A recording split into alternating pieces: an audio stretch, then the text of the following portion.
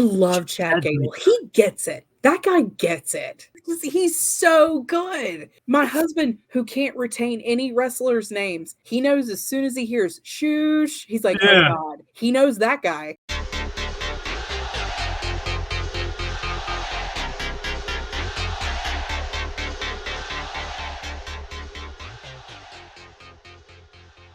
How long have you been a wrestling fan? I have been a wrestling fan for almost 2 years. 2 years. Which is amazing. We've introduced you between me and your buddy Dylan. We've just thrown you to the wolves. Is the best way to put it. I've just been speed running wrestling since 2021. Actually, the very first time I made it a point to watch wrestling was WrestleMania 34. Which I think you were at that one, weren't you? That was New Orleans, right? New Orleans, right? Yeah, I went to that one. So that was the one that like everybody got to watch WrestleMania for free that year, basically. And so even though neither me nor my husband watched it, I was just like, you know what? Even as a person who didn't watch wrestling, you hear WrestleMania and you know that it's a big deal. So when you get the opportunity to watch WrestleMania for free, I'm like, let's just watch it for a little bit. And if we hate it, we'll turn it off. And I was in an elevated state of mind when we were watching it. And so I don't remember all of it. But the thing that I remember and the wrestler that I remember is Daniel Bryan. And then I just didn't watch it again for a few years. And then I was hanging out with Dylan in 2021 after we've been traveling for a couple of years. And he was like, look, I have been avoiding Twitter for 24 hours.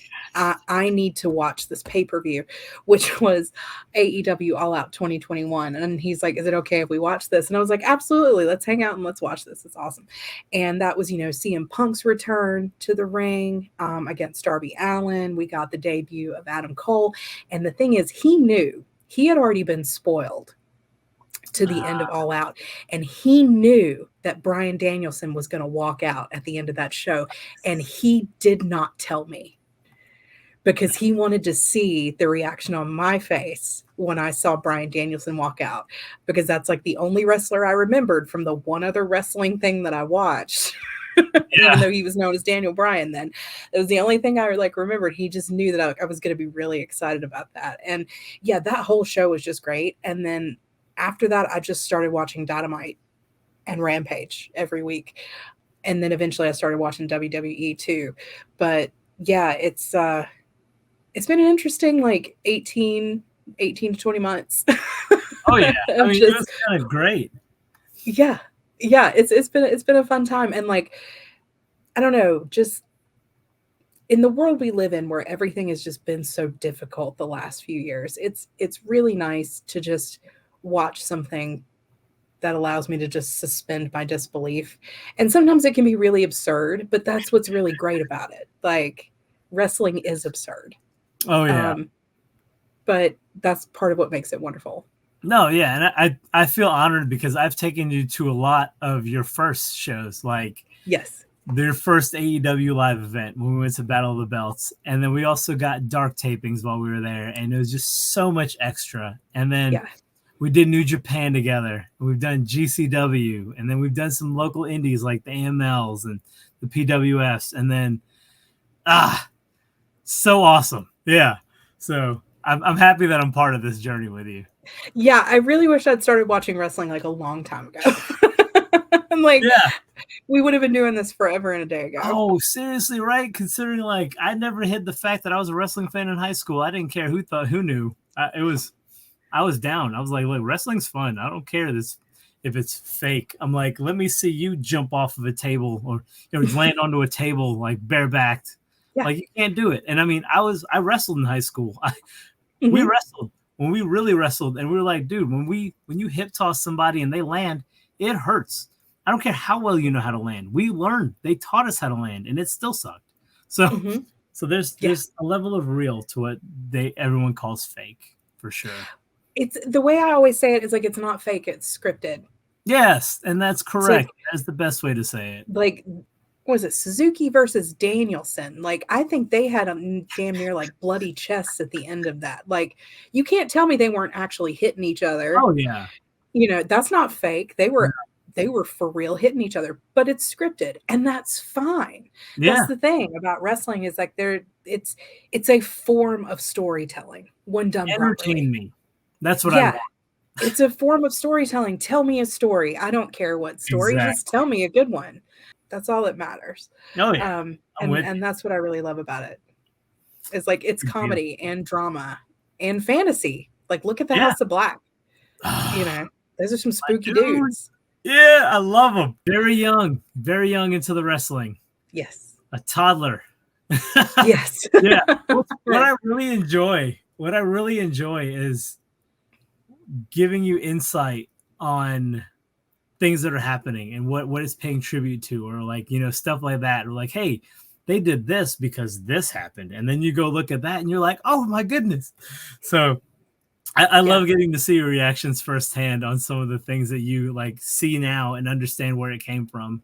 So as I know, but a lot of our fans do not know, and a lot of our Mhm. people watching, that you've done a lot of traveling.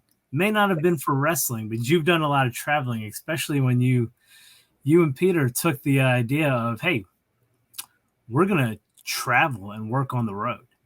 Yeah. So I know you have a ton of stories. So it Yeah. may not be wrestling related, but let's hear one of your worst road stories. Okay.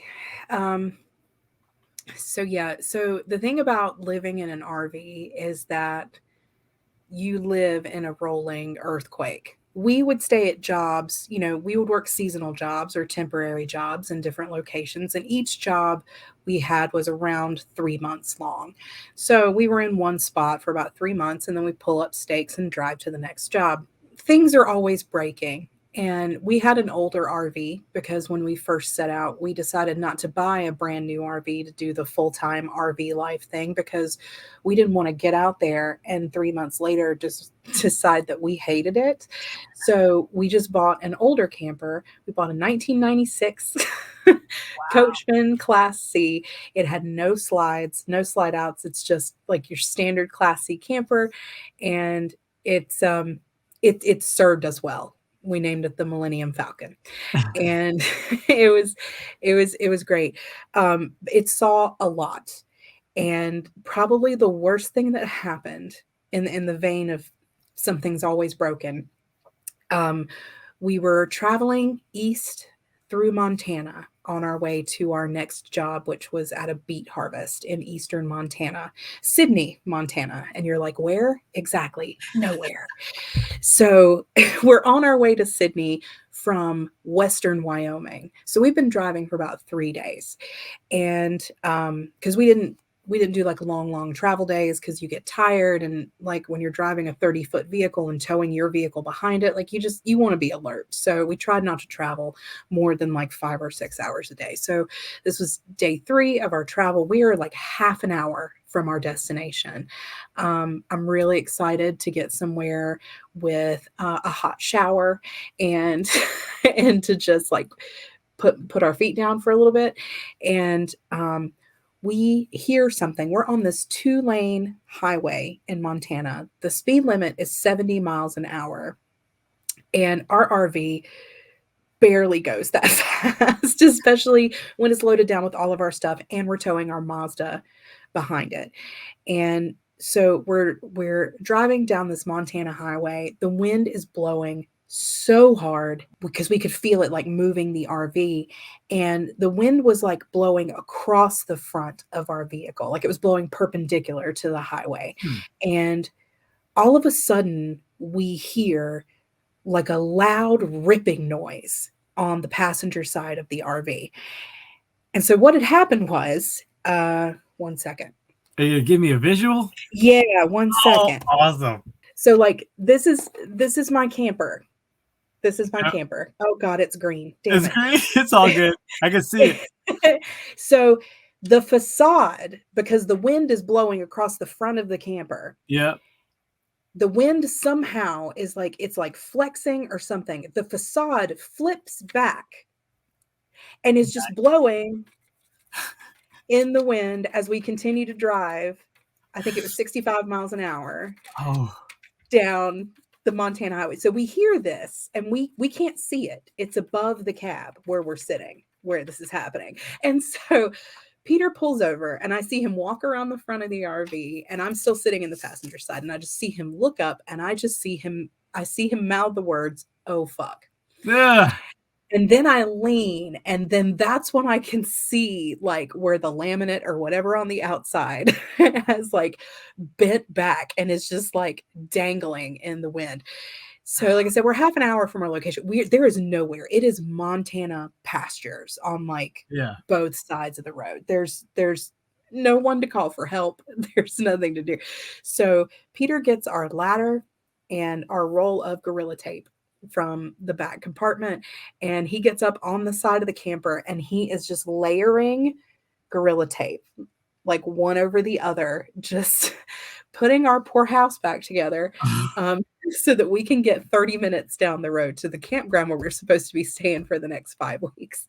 Oh, Um, it was very stressful because big trucks were driving by, like big semi trucks were coming by, going the speed limit. And it would rock the camper. So Peter was like up on the ladder, fixing the cab over, and the camper would like rock back and mm, forth. And I'm just standing there. It's just being like, please don't let anything bad happen to us. That was probably the worst thing. oh, It was not the only bad thing. It was not the only thing that broke, but I can save those stories for a different day. That was I hear you. definitely the worst one. I was terrified that like because it was a 2-lane highway that like somebody was going to veer off the road and hit us. That Yeah. was because there really was no shoulder. Like we were on the barely like tiny bit of a shoulder that there was in our big 8-foot wide camper, and I was just really terrified that like somebody was going to hit us. But we got through it and we got it taped back together and we got to the campground and got her fixed up a little bit better once we were stable. But that was definitely the worst one. Oh man, that's wild. Yeah, I remember back then you were still using Facebook, and that's how we kept in touch. And that's where you took your frustrations out. And I just remember being like, more power to you. I cannot do that, especially like with you and I being tech people. And I was Mhm. like, I could not give up my tech job to do this. And I was like, more power to you. Yeah. Well, Wow. to be fair, I was burnt out. Oh yeah, yeah. Oh, I remember. I remember. All right. So bad road story. Now you got to bring us up to speed. What's a good road story? Oh, the good road story. You know what? The good road story is actually wrestling related because I gotta say, like, traveling down to York last year and getting to meet FTR, that was my first meet and greet, and I cried. Yes, you did. I cried. I'm a crier. For anybody who doesn't know, you can see it if you go see it on you can see it on my channel. Wrestling makes me cry, and I was just so overwhelmed meeting Dax and Cash, and they were so nice. And like immediately, as soon as I stepped up, they pointed at the shirt that I was wearing because I was wearing the Starbucks like Top Guys coffee, shirt, and like apparently Dax really loves that shirt. And I was just like, oh my God, I love these guys. And they were just both so sweet. And it was the greatest experience. That's probably my favorite road story was just traveling to meet them. Yeah, No. that was a blast. I loved Yeah, that. it was for sure. So and I have a feeling that like WrestleCade, like if you ask me the same question like a year from now, it's gonna be WrestleCade, but we'll see. All right. So yeah, your good road story, which even though a fast road story, I have to agree with you. It is a great road story. All right. So question time. Yours? This is gonna be wild because your first and your current can be very similar because you're only working with like a rough 2 year time frame as well as Yes. the little back knowledge you have. Yeah. So your first favorite wrestler? First favorite wrestler was Daniel Bryan I had a feeling. slash Brian Danielson. Because Yeah. yeah, like I said, he's the like the one like there were other things I enjoyed about WrestleMania 34, but like he's the thing I remember, Yeah. you know? And he's such a great like he was such a great underdog. Like, Mm-hmm. I feel like, and yeah, he's such a great wrestler. And that Yes. was like when I fell in love with him. Just because I think he had just made a return after being gone for a while. And it was like thought that he would never wrestle again. And so, like, the reception he got, like, I just remember like the feeling of like seeing that crowd respond to him. I was like, oh, this is really cool. He always tells such a good story. And yeah, I love him. And so yeah, when he walked out at All Out 2021, I really wish there'd have been a camera on me, because I'm sure like my mouth was just hanging open. You have I those can't help it. true like surprise reactions, which are just the best. So Yeah, I have a pretty expressive face, and yeah, that is you a don't hide it. blessing and a curse. There's no hiding it. It's not just for wrestling. Like, I just have an Across expressive the board. face. So So now, yeah. who is your current? Because I know it's not. I mean, as much as Daniel Bryan's is awesome. Bryan Daniels is awesome. It's not him. No. So who is your current? Eddie Kingston. Yeah. Eddie Kingston is my absolute like current favorite wrestler. And the reason for that is that I believe every word that Eddie Kingston says. Like, I don't have to suspend any disbelief with him. Like, whatever words he's saying, I feel like he's always telling me the truth. I don't feel like he's ever working. He's either never working or he's always working. And I just like, he always shows so much passion in the ring, and I love that about him. And I don't know, he cuts great promos. If I ever meet that guy, I'm gonna weep. Like, when we meet him, just turn on your camera and just Yeah. just film me so we can show the masses, because Angel's gonna weep. Definitely. Oh, for sure. It's gonna be a 2-phone event. One for recording what's going on, and one to take the picture with. Yeah, like, he wears his heart on his sleeve, and Yeah. he's very different, I feel like, from everybody else we Tell see me out there you've right seen now. that clip that like came out either yesterday or today about him winning the IGW. I can never. He won the strong championship, yes. Yeah. I kind of hate that was spoiled for me. Like, I hate that I don't get to watch it not knowing that he wins, because you want to talk about seeing Angel cry. Like, Angel will ugly cry, and I probably still will ugly cry, but the reaction won't be genuine, so I can't record it. Like, we both know better than to like scroll Twitter if we're trying to watch something. Like, I will just straight up avoid social media if I'm not able to watch a pay-per-view live, and that's why I watch most of them live. Just yeah. Oh yeah. because I try to. I forget not to open social media, and then I'm like, fuck. All right, so we got our good road stories, and then we tangented because that's what I'm good at. I'm real good at a ramble tangent. Yeah. Oh yeah. So now we go to is it favorite food already? Are we there? Yeah. Yeah. All right. So where are you eating? Regardless of where I am, well, I take that back, because we were out west for a while in the RV, and there were none, and that made me very, very sad.